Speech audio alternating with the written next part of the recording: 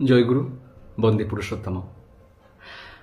আজকে যে ভিডিওটি আপনাদের কাছে আমি আনতে চলেছি, বর্তমান সময়ে দাঁড়িয়ে প্রত্যেক সৎসঙ্গীর কাছে সেই ভিডিওটির কিন্তু একটি আলাদা প্রাসঙ্গিকতা এবং গুরুত্ব আছে। আপনারা সবাই জানেন যে এই বছর অর্থাৎ 2024-এ সৎসঙ্গের 100তম প্রতিষ্ঠা দিবস সগৌরবে পালিত হচ্ছে আগামী 19 এবং 20 অক্টোবর দেওঘর সৎসঙ্গ আশ্রমে। অর্থাৎ আজ থেকে 100 বছর আগে পাবনার হিমায়তপুরে শ্রী শ্রী ঠাকুর অনুকূলচন্দ্র প্রথম সৎসঙ্গ এই সংগঠনের গোড়াপত্তন করেন এবং ঠিক তার 1 বছর পর অর্থাৎ 1925 সালে রেজিস্ট্রেশন করে সৎসঙ্গকে পাকাপাকি একটি স্থায়ী সাংগঠনিক রূপ দেওয়ার চেষ্টা করা হয় এবং সেই দিক থেকে দেখতে গেলে বর্তমান সময়ে অর্থাৎ এই 2024 সাল সৎসঙ্গের ইতিহাসে একটি ঐতিহাসিক দিন হিসাবে লেখা হয়ে থাকবে। কেন? যেহেতু আপনারা সবাই বুঝতে পারছেন যে সৎসঙ্গের 100 বছর উৎসব পালিত হতে চলেছে আর কয়েকদিন পর।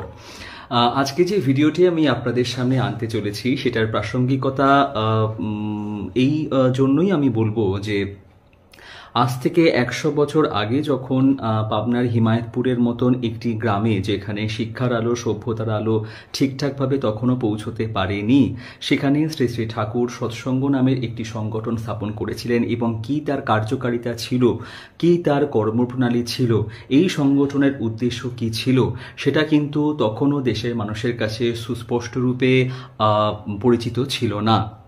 কিন্তু বর্তমান সময় দাঁড়িয়ে আমরা দেখতে পাচ্ছি যে দেশের বহু সংখ্যক মানুষের কাছে এই সংগঠনটি অত্যন্ত জনপ্রিয় সংগঠন। যারা শ্রী শ্রী ঠাকুর অনুকূলচন্দ্রকে তাদের জীবনের গুরু হিসাবে রেখেছেন, তারা ব্যতীত বাইরের মানুষজনও কিন্তু সৎসঙ্গের প্রতি অত্যন্ত শ্রদ্ধাশীল। কিন্তু আজ থেকে 100 বছর আগে এর ঠিক জায়গাটা কেমন ছিল সেটা কিন্তু আমরা জানি না। এবং তৎকালীন সময়ে আপনারা বুঝতেই পারছেন 1924 সাল যেহেতু তখনও ভারতবর্ষ স্বাধীন হয়নি, তখনও ব্রিটিশরা আমাদের দেশে শাসন চালিয়ে যাচ্ছে এবং সেই ব্রিটিশ শাসনকাল সময়ে দাঁড়িয়ে হঠাৎ করে পাবনার হিমায়তপুরের মতন একটি গ্রাম্য এলাকাতে একটি সংগঠন কেন স্থাপন করা হলো সেই বিষয়ে খোঁজ খবর নেওয়ার জন্য কিন্তু তখনকার দিনের অনেক ব্রিটিশ বড় বড় অফিসার সেখানে গিয়েছিলেন এবং তৎকালীন ভারতবর্ষ, অখণ্ড ভারতবর্ষ, তখনও তো যেহেতু দেশ স্বাধীন হয়নি, পূর্ববঙ্গ পশ্চিমবঙ্গ বলে সেরকমভাবে কিছু ছিল না, একটাই দেশ ছিল। তাই বাংলার এই অত্যন্ত একটা গ্রাম্য পরিবেশে একটি সংগঠন, নতুন একটি সংগঠন সংস্থাপিত হয়েছে, যেটিকে ধার্মিক সংগঠন হিসেবে নাম করা যায়, অথচ সেখানে কোনো সম্প্রদায়ের বিভাজন নেই, হিন্দু মুসলিম সবাই সেখানে গিয়ে একসাথে কাঁধে কাঁধ মিলিয়ে কাজ করছেন।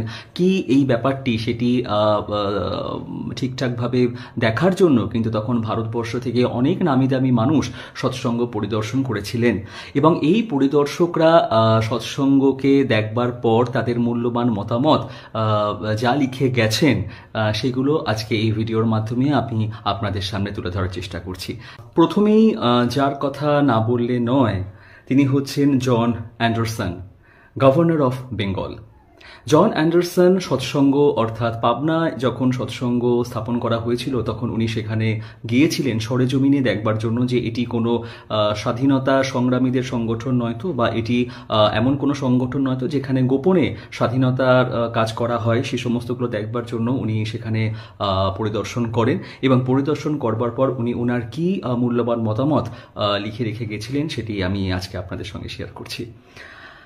From His Excellency's reply to the Pabna address, the Satsanga is doing excellent work in education, art, social service and religion. I am sure the ashram is a force with great potentialities for the moral and physical betterment of Bengal, and I wish it every success in surmounting the difficulties which face it. As far as it may lie in my power to do so, I shall be glad to assist in this connection. John Anderson, Governor of Bengal, date 15th August 1935. এবার আমরা জেনে নেব CR দাসের বক্তব্য, অর্থাৎ দেশবন্ধু চিত্তরঞ্জন দাসের বক্তব্য। আপনারা সবাই জানেন দেশবন্ধু চিত্তরঞ্জন দাস শ্রী শ্রী ঠাকুর অনুকূলচন্দ্রের শিষ্য ছিলেন, কিন্তু তথাপি উনি সৎসঙ্গর ভাবধারা সম্বন্ধে একটি প্রতিবেদন লিখে রেখে গেছিলেন, সেটি এবার আমরা জেনে নিই। I have personal knowledge of the institution. It deserves public support. I hope the public will give the workers every possible help. I wish them every success. C.R. Dash, date 27 January 1925. এরপরে আসছি আমাদের জাতির জনক অর্থাৎ MK Gandhi, Mohandas Karamchand Gandhi, আমাদের গান্ধীজিও সৎসঙ্গ পরিভ্রমণ করেছিলেন এবং উনি একটি প্রতিবেদন লিখেছিলেন সৎসঙ্গ পরিদর্শনের পর। উনি লিখেছিলেন, "Of the surroundings of the ashram I carried a very good impression. MK Gandhi, date 29th May 1925." এরপরে জেনে নেওয়া যাক FW রবার্টসনের বক্তব্য। FW রবার্টসন উনি ছিলেন কমিশনার রাজশাহী ডিভিশন। রাজশাহী ডিভিশনের কমিশনার ছিলেন FW রবার্টসন। উনিও সৎসঙ্গ পরিভ্রমণ করেছিলেন এবং ওনার মূল্যবান মতামত উনি লিখে রেখে গেছিলেন। দেখে নেওয়া যাক। The ashram will prove a real force in the province of combating unemployment and improving the condition of the people both materially and morally.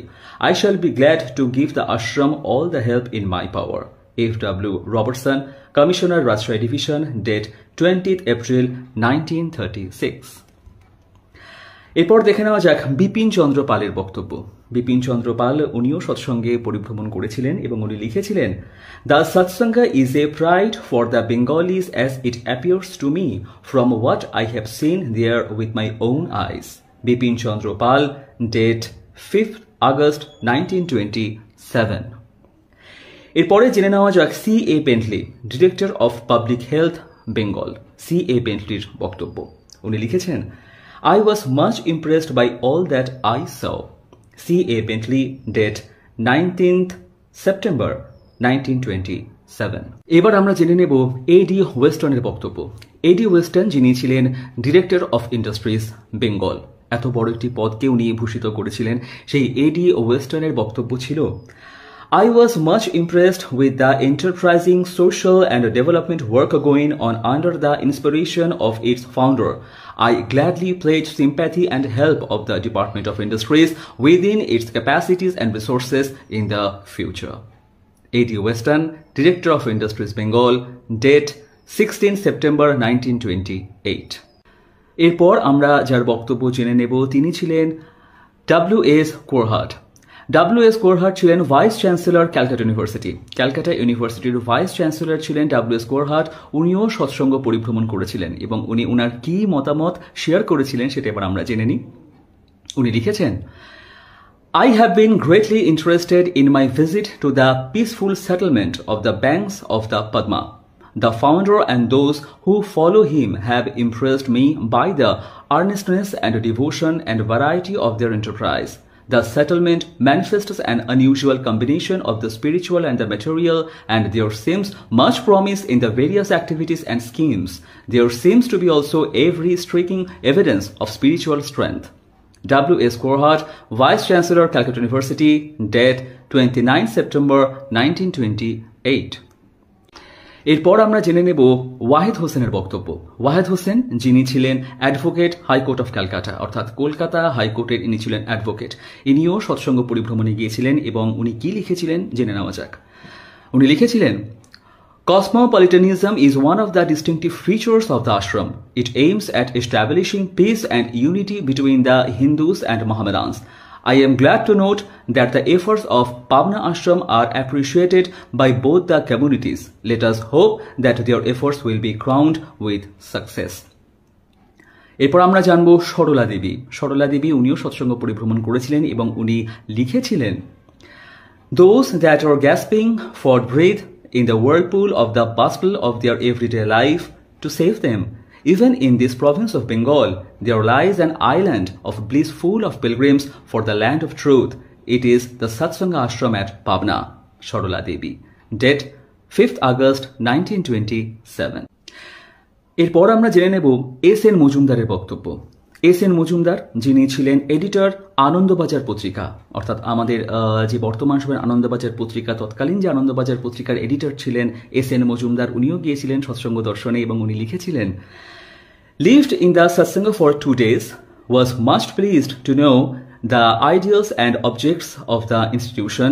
The management of the various works and the schools for girls and boys is in the hands of enthusiastic workers of spotless character. I was highly gratified to find so large a number of men and women leading their secular and spiritual lives in harmony, gathering inspiration from the ideals of the founder. S.N. Mojumdar, editor, Anandabazar Pustrika, date 10th February 1928. এরপর যাদের বক্তব্য আমরা জেনে নেব তারা ছিলেন William white, এ Butler, Alfred white, FCPA। ইনারাও সৎসঙ্গ পাবনা পরিভ্রমণ করেছিলেন এবং তারপর ইনাদের দেশ অর্থাৎ অস্ট্রেলিয়ার সিডনিতে ফিরে যাওয়ার পর ইনারা সেখান থেকে সৎসঙ্গে যে চিঠি পাঠিয়েছিলেন সেই চিঠিতে ওনারা ঠিক কী লিখেছিলেন আসুন সেটা এবার জেনে নেওয়া যাক। তারা লিখেছিলেন, We have been deeply interested as we have inspected the satsanga at Pabna. We consider it the very finest example of self-improvement and self-control seen in any part of the world. The educational and scientific work in progress is indeed a revelation and a credit to the founder of the institution. The good fellowship and comradeship on the compound, so obvious, is quite refreshing and is, in our opinion, a demonstration of true Christianity. We congratulate the leader and the members of the community on their high standard of living and their extreme devotion to their laudable ideals. We wish them Godspeed.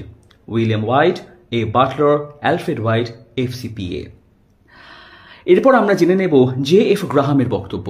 J.F. Graham যিনি ছিলেন the জাজ high court Calcutta, অর্থাৎ উনি ছিলেন কলকাতা হাইকোর্টের তৎকালীন জাজ। তিনিও সৎসঙ্গ পরিভ্রমণ করেছিলেন এবং উনি লিখেছিলেন, I visited the satsanga this afternoon and was shown all over the various departments of the unique institution. It is a most interesting enterprise and seems to be flourishing in spite of the difficulties which it must have necessarily encountered. The objects which it has in view are worthy of all praise and encouragement, and I wish it every success. J.F. Graham, Judge, High Court, Calcutta, date 23rd January 1930. এরপর আমরা যার বক্তব্য জেনে নেব উনি ছিলেন H. ল্যাংলে।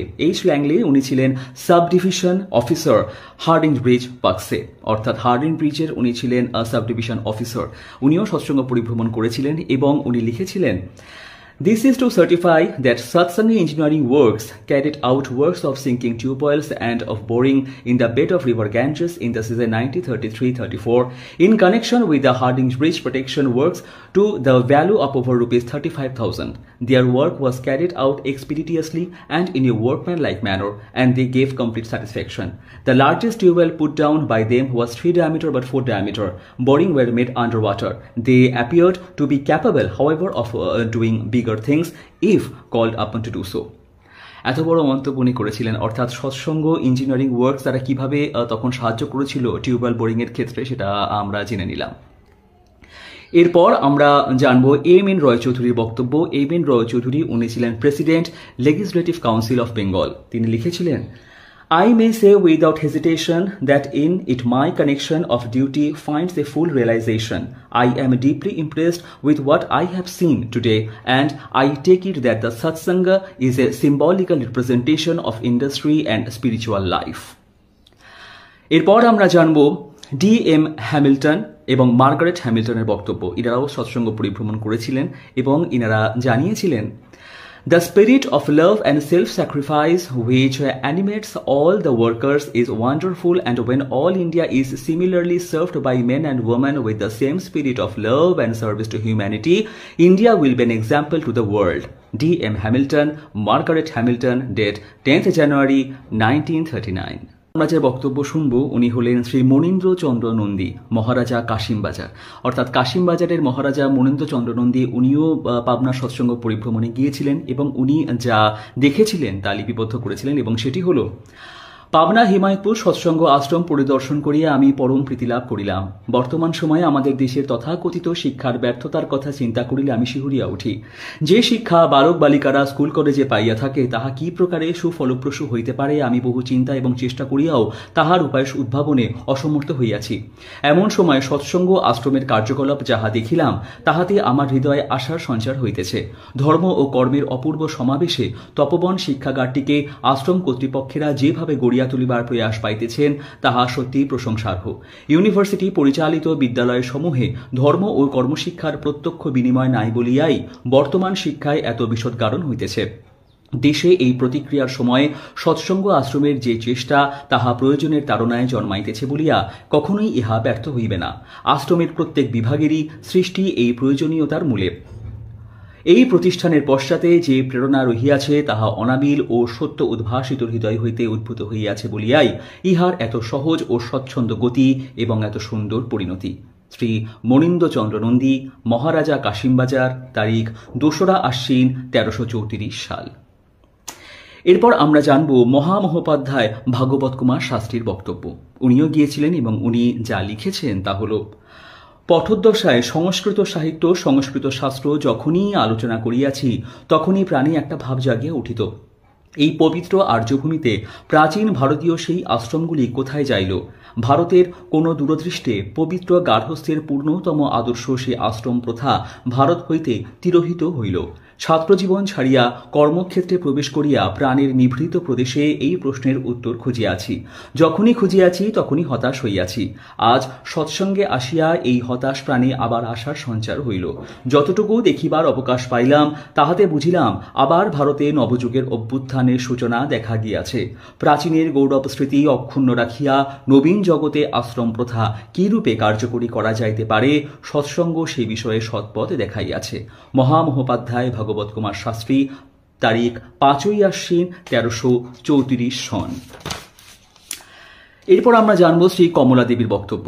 উনিও গিয়েছিলেন সৎসঙ্গ পরিভ্রমণে এবং উনি যা লিখেছিলেন তা হল, এই আশ্রমে আসিয়া যাহা দেখিলাম তাহাতে সত্য সত্যই অত্যন্ত আনন্দিতা হইয়াছি।